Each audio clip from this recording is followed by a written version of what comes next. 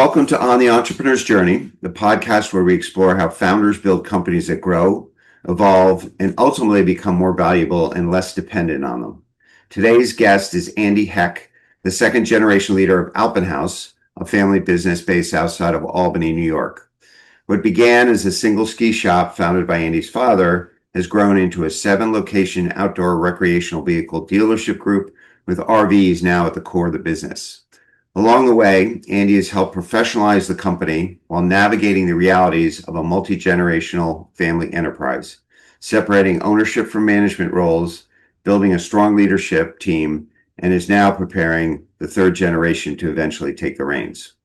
In this conversation, we explore how to scale a family business, how to evaluate new opportunities as they present themselves, and what it takes to build a company designed to last. So welcome to the show, Andy. Thanks, Peter. Great to be here with you today. Good. I got to start it, the questions this way. How on earth, when you started and when you started in the business as a second generation guy, did you make the pivot of going from a ski-based operation to an RV dealership centric business? I'm curious as to how you did it, how you evaluated it, and what was the catalyst for it? Yeah, sure. I don't think there was a lot of thought other than it was a part-time business for my dad and his partner, John Daly. They were ski enthusiasts. They were young kids, only 23 years old when they started it. And Wow. then they, a couple of years in, they decided, hey, I think we could sell some pop-up campers in the summer to give us some summer revenue. And, who would know, selling some pop-ups, all of a sudden that would, the RV business would be primed at that, back in the 60s to all of a sudden start a launching pad to really take off, and it grew from there. So it was always, what can we do in the winter? What can we do in the summer? Was a lot of thoughts. Right, right. So just to smooth out the cash flow and not so they could get their beer Yeah. money for the around the year. Yeah. Yeah, exactly. Yeah. Yeah. Good. So, um, you know, other than that, and I can see, a young guys, 23, 25, whatever the time frame was, making that type of decision and just going ahead with it and doing it. So, it wasn't necessarily that thought out. But when you think back on it, do you think they were doing anything in terms of evaluation or, I mean, because you're really, the customer base isn't necessarily the same. It's probably two separate customer bases. It's certainly different times a year. The outdoors is a similarity, but I'm just wondering how they thought, or if they thought, that they could make both businesses work, because you're really addressing two different markets. I find it, maybe it was just, serendipitous and lucky, but I'm just trying to think, if you recall what went into that. Sure was. As a kid growing up in it, in Amsterdam, we're outside of Albany where our store was founded. It's a small community. And my dad and his partner loved outdoor and sporting type things, I think. So what happened is, this is where we are today. But through the years, we were in so many different businesses. Growing up, I remember we got into snowmobiles pretty early on, but then we were into motorcycles and, back then it was three-wheelers. It was kind of before four-wheelers, mopeds. We were in the sneaker business. We had, some tennis gear, some, bicycles. There was a lot of different things of like, an everything store for kind of recreation. When the energy crunch came, we sold wood burning stoves and kerosene heaters. So, Oh, it was wow. always whatever can we do, we can do it, and so there was this, that's kind of was the mentality, whatever it took, from an entrepreneur's stake to, looking at it to how do we pay bills and get extra revenue and leverage our customer base Right. in the community we were in. Yeah, yeah. So it was kind of an outdoor recreation was kind of the theme underneath it, and opportunistic. What the market was giving you sort of led your father to move from one thing to the other. Right, So and then as we grew, like I think some of where you're headed is like we got more and more sophisticated with what is the business model and how does that where do you go forward with some of these businesses that we were in? Right. And so tell me a little bit about how you expanded geographically. I mean, it's, obviously it's closely, not too widely dispersed, but, you're broadening your product line, but you're also expanding geographically. How did that come about? Well, first it was, there was, especially where we are, we're off of the New York State Thruway I-90 is kind of where, the main RV store in Mhm. Amsterdam was. And then, so that's kind of almost like the Western drive pattern. So then when we looked, maybe we need a north-south, so that became I-87. So that's when we expanded the RVs to have a store north of, just right in the Saratoga region. Hmm. And then from there, we had another one, and then we added. Then there was we thought about expanding our ski and pool business, and the whole Clifton Park area was just primed, for that kind of business. So that's how we kind of put a stake in the ground there to kind of try to expand our business that way. We had a lot of customers from there, and there was an opportunity. And then going back, so we were always Capital Region based. And then we hadn't really thought about much outside of the Capital District. But then, talking to some different manufacturers, they were talking to us about how downstate we should really consider, downstate, because then, they'd like to see their brands with us and be able to have control more of the state. And they thought that there was a need for us to have a store downstate with the brands. And so in 2013, we rented a lot and opened a store down there. And that's how we kind of first went kind of outside the market, built that up, and then bought our competitor in northern New Jersey out. They were looking to exit, and it was pretty close geographically, with some good brands. And we thought it'd be great then to be able to have a couple stores down in that area where we could work the teams together down there and expand. So that's kind of how it all played out. And then eventually the store that we had originally had in Port Jervis grew enough that we were able to buy some land and build a store like we had in Amsterdam, which we opened a couple of years ago to really have another good sized store on the RV side. Excellent, excellent. So fast forward, you've expanded, you've tried all these other businesses and been very opportunistic. It comes time for the handoff to the next generation, specifically to you, and I know you have siblings. Um, Tell me a little bit how that happened. And the context, the reason I ask is I had on an earlier podcast, I had a gentleman, Mario Smith, who recounted his story, which his father came into him when he was 29 years old and said, I think it's time for you to run the business. And here it is. And he left the building. And that was his transition.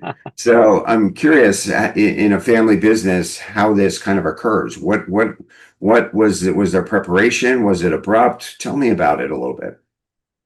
Yeah, there was preparation for sure. I was working at Ernst and Young as a CPA at the time, and my dad and my brother had just got back in the business. He's 2 years younger than me, and we were skiing, and it was a chairlift ride, and my dad was kind of talking to us about how would we want to come back in and help grow the business, that his partner would want to get out, and we would have the opportunity to buy in and have our family control the whole business. And right away, it was I said absolutely. So that's when I left Ernst and Young, came in the business, and as far as how the kind of handoff went from there, it's my dad and I had adjoining offices, so I was kind of glued at the hip, and he would have me dig into a lot of operational stuff to help work with consultants, work with our team.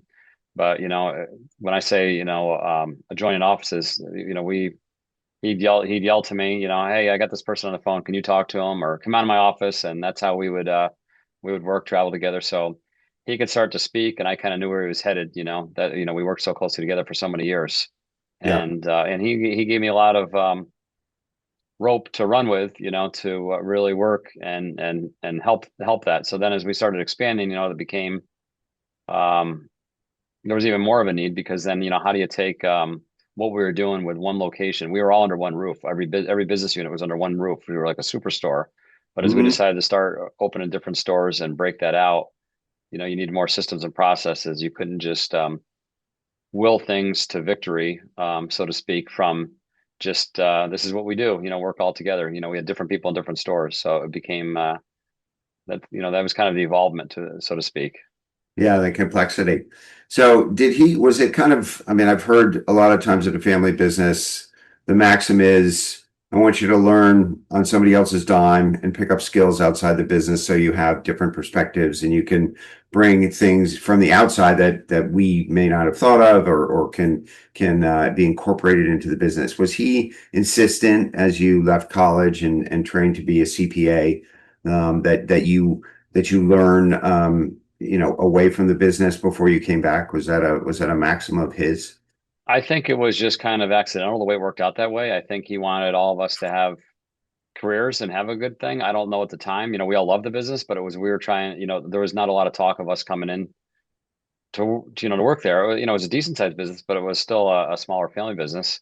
And then it just kind of happened to work out that way. So Greg and I did work elsewhere, came in, and then years later, my sister was working at GE, and she's 9 years younger than me. And my dad thought, you know what, we're growing the business. You should leave and come into the business too. So we talked about how great of an experience it was for us to go elsewhere, to be able to work for different people, to learn different skills. I think that's important. So my dad would say to me as my kids started getting in high school and that, hey, if they want to come into the business, they're getting ready for college. What do you think about that experience? And I said, I think that should be a family rule. And I would, as you start really being around other businesses that are developing and family businesses, there's not a right or wrong, but I think there is a lot to be said about the family businesses that have their kids work elsewhere and then come in because, it helps them and it helps their maturity and also their self-confidence to know they can be successful even if it wasn't just in the family business. And I think a lot of they get more respect, I think, from the employee base too. And I've seen other family businesses that the kids have just that's what they've done and they've been successful too. But so we've made it a rule that you have to work elsewhere. And so all of my kids that are in the business now work elsewhere before coming in. Okay, okay. And then in our prior conversations, you mentioned how you, and I thought this was very interesting, how you separate ownership from roles and compensation. So you're still looking at the business in a meritocracy type lens, through a meritocracy type lens, and you try to keep the that spirit going and not and making sure that your family earns their roles and things like that. And tell me a little about that and why it's so important. Sure. I'm a student of family business. So, I'm in some peer groups, different peer groups, and we talk a lot about that.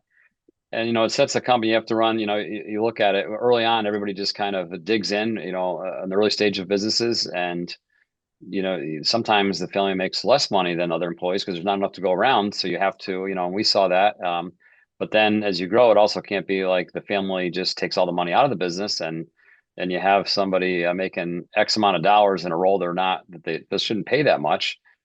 So, the healthiest businesses really look at it. Ownership is different than the role so that you can grow the company the right way. And I think that's, it's important, for so many reasons, because you want to run the primary part is really to run a great business and do it in the right way. So I think that's, as I was around different, whether it was our CPAs or different family businesses, that's what they would coach me on. As you get more and more family members in, it's going to be very important. There's only a couple of you. It's a little bit easier because, all right, you're overpaid, but maybe you're not going to take a distribution or something if you're at ownership level. But as you have family members in, kids and stuff like that, they need to work just as hard as everybody else. Now, to a certain point, because they're part of the family, they're you know they're always on, right? It's one of those things. It's like we say in a family business, we have employees that work unbelievably hard for us, but we're all, it's like a lot of family businesses after hours and that we're thinking of stuff. People are talking to us. People are, we're talking over family dinners about it. You never really shut it off when you're in a family business. Right, right, right. But I find that refreshing. I mean, one of the things that I've run into in other clients, there can be a creeping sense of entitlement that comes in, and And which I think that's why some businesses fail, right? Because you look at it and I've talked to people like that. Oh, it's enablement and entitlement, and it's like Well, the kid's got to leave. He's got a golf tournament today. He's out. He's at the country club. Every Tuesday. And Thursday, and this and that, and not working. But wants the big salary. And all the other employees are like, well, it's no wonder that you can't grow that if you're not putting the priority on the business first. Yeah. And it creeps into the culture. It becomes a little cancerous. So And you got to lead by example, right? That's it. We yeah, say. yeah, yeah. So, has this, formalized in your core values in terms of that, this type of philosophy of leading by example and that those values, are they encrypted or written down in your culture? We do. We just redid our core values a few years ago. We live them every day with our employees. Every meeting we start out talking about core values. We make sure all our family members obviously live our core values. And then outside of that, I've been working on a lot more family business documents and governance. So we have a family business constitution that's about finalized, and we talk a lot about that in there. What does it mean to be a heck part of the heck family, and what are here's our Alpin house core values, but also here's our family vision and our family core values and things of such. And it includes things like working elsewhere and all the rules of how you have to represent the family in the community, at business, all those kind of things for sure. Wow. Wow. That is beyond anything I've encountered in my coaching. I see the values in the company, but I haven't seen a document around the family's role, and I think that's somewhat unique. So, I mean, just to finish that point, the math is kind of exponential. Your siblings, their offspring. It gets to be, the numbers get to be big. How do you deal with the ownership issues, as well as the management issues for those that want to be in the business? And that's what we're kind of going through those strategies right now, Yeah. honestly, because we have my three kids are all in the business now. They're doing great. Their three spouses are all in the business. My sister's kids are younger. Hopefully, I know my nephew's just going to be graduating from college. He'd like to be in the business after working elsewhere. So we're starting Yeah. that. So I think that's luckily we've been growing. So, when you grow, there's an opportunity. You talk to some businesses, not, people have to work else, well, or for their whole career because there's not enough opportunity. We have the opportunity, and the more family members we have in the business, it also means more eyes and more passion for our business, which is great. But Yeah. we know we're realistic. As you get every generation you go down, the odds of every family member working in the business are not as high as, it's we're kind of unique in that way as I see others. But it's also you got to be, cohesive as a family unit too. And we really are. We all get along great. Family gatherings, everything. It's very important to us, and I think that's important as well of developing all that. But that's why we're working on all these things as we grow, and figure out what is the next succession planning going to look like and ownership Yeah. transitions. Yeah. And that's one of the reasons businesses have to grow, and a family business, it's to accommodate those that want to work in it, and they bring the passion to enable the growth, and it also keeps your A players. So that's great. But, at the end of the day, you're still in a pretty cyclical business. I know RVs have become more affordable. They've also, with COVID and sort of, I think they've gained larger acceptance from what they started out to be. I mean, you see now people, it's an adventure, and the strata of people that are in RVs is much broader than it used to be, at least from the research I've done. But you're still in a cyclical business. How does that shape what you think about growth, and risk and decision making? Do you have that in the back of your mind that, this is kind of, it is discretionary, right? It sure is. It's as we say, there's not many normal years in our business. We hope for normal years, and you Right. get those, but we're always on both ends of the spectrum. It can go crazy, and then it can go tough. Right during COVID, we were on the beneficiary where it exploded. Starting as things got reopened in that summer of 2020, where everybody couldn't travel but they wanted to be outside, and it carried all the way over to 21.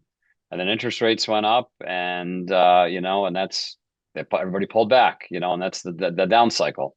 And so we're always susceptible to that. And it makes it, I think that's where you have to plan. We have enough history to be able to plan through these cycles, but also you have to be able to adapt quick when you see these changes coming. And it's actually an advantage for us that have been in for a while. It's never fun to go through the down cycles, but it always makes us better in business. And those who really can get through it, you always come out stronger on the other side. So I think it's we always look forward to the other side of these down cycles because it forces us, when everything's going good, you don't, sometimes you can get not lackadaisical, but you can outsell your mistakes, so to Yeah, speak.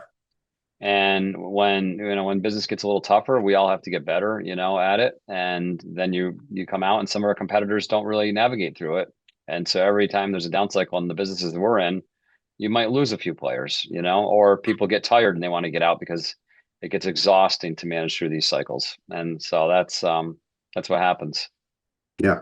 Let me just ask a question about the business because, clearly your biggest risk asset is inventory on the lot. And, I'm sure that the manufacturers are there to sell to you, but also to mitigate your risk. I mean, it's or financed it too. And how do you work? And I haven't looked into this in the industry, but how do you manage that asset and work with your vendors to mitigate risk in the business?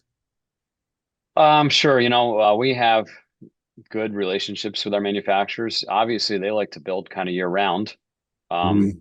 we only, we're so cyclical when we sell, the good months are unbelievable and the slow months are, there's not much going on, Right. but they want us. So they'll have some assistance in that. And we try to manage our inventory that we kind of sell down a little bit, but then build back up. You have to do a lot of forecasting, and typically that's, you're looking out the next 90, 120 days always. What's our sales? What's our inventory at? So you can kind of project out. But all of a sudden, business can slow up and you have too much inventory. They'll help us with some rebates or things of that nature to sell off. But if you're not on top of it, you can get off guard quick, and I think that's what happened a lot in our industry after 2021. All of a sudden, dealers were building back up inventory and sales kind of started slowing down, and everybody got too much inventory. And then that creates a whole glut in the market where there's all this Yeah. inventory, but not enough buyers. And so it's a challenge. It's Yeah. the challenges aren't if the business goes up 5% or down 5%, it's easy to navigate. It's those wild swings. But we're, like I said, we have to work and and not be at the end of the day, we have to ensure that we protect our business. And if they say, oh, you got to buy 10 more, if we know five is the right number, it's got to be five. It can't be 10. Yeah, yeah. Yeah, I'm sure it's a dynamic situation with that. Very, So let's look forward. Imagine you're talking to your customers, your employees, even your vendors. What's your vision for the store as you move to go into the third generation and expansion? If you're thinking that, what is your vision for the next 3 to 5, Andy? yeah, we're working a lot on, how we leverage our family business as far as still connecting with customers as a family versus a corporation. There's been a lot of buyouts in our industry. So, we have some now public companies like, Camping World. We have some other Yeah, private equity companies. And our advantage is, so how do we provide that great service to customers to differentiates from just the big box in our type of industry and right. continue to double down on to deliver great customer service and at the same point having it all starts with a great culture. So how do we continue to really work to have a great culture that attracts unbelievable people to work for us? And because that's what we look at. It's like whether it's business or sports, the best teams win, and it's like people are your greatest asset or your greatest headache. And so everything that we put into play is how do we train? How do we just have a culture that's amazing? And so that's what I'm working a lot. And I have forever with our team on how do we do that. And the more you grow, the more important it is because the more locations you have to really have that foundation of this is who we are and stay on top of that, both in the employee messaging and in the customer messaging. Yeah. I know that when you go from one stores to two stores to 5 to 7, and beyond, keeping that culture consistent and socializing it across the whole and rolling it out across the whole enterprise so that the experience is the same is one of the big challenges I've seen my clients face. And It, it sure is, and I think it's, us as a family, we have to really continue to just hammer that home on the culture. But then we have to have great leaders, that can really then translate those messages, and we have to get out and about. And that's something we work hard on with our team, and we have a great team, and we continue to make sure, because at the end of the day, as they always say in business, right? People don't leave companies, they leave managers, right? If they yeah, don't like their manager, they could like me, but if they don't like the manager they're working for, they're not going to stay forever.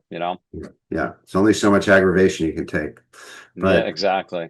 I find, in a lot of the companies I deal with, private equity is becoming a bigger component as they move into what heretofore had been sort of family run and privately owned businesses. And it's good from two sides from your perspective, because generally what I've found is that the service levels drop and the prices go up, which gives you a little bit more of a umbrella to compete under and to differentiate yourself in. But there's also, that there's probably a bid for your business as well, which is it's always nice to know that there is usually a buyer out there, and private equity, at least up to this point, has been that a buyer. So not that you're planning to sell, but it's always nice to know that there is a buyer out there.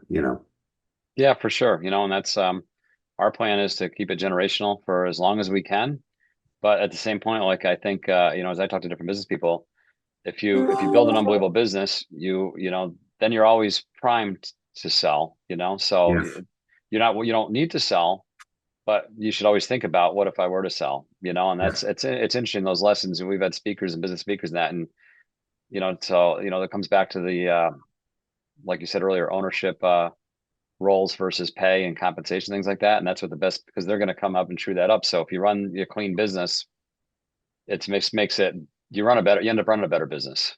yeah, that's right. And to be showroom ready is always great. You never know when a bid's going to come over the transom. That Yeah. yeah, it makes sense and whatever. And So and you're right. And we get offers all the time. And I always tell everybody we're here for the long run, so we're not doing it. But then then they're like, all right, well, if you're not interested in selling, would you be interested in buying anybody? And that's how we've had some acquisitions over the years where, it's come into play, which is yeah, great too.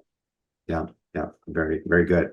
Well, Andy, thank you so much for your time today and your sort of peek into the family dynamics. And I really like the planning that you're doing beyond just the company, but the family planning is unusual, as I'm sure you're aware, and you're very thoughtful about it. And to the audience, until next time, we'll see you on the entrepreneur's journey.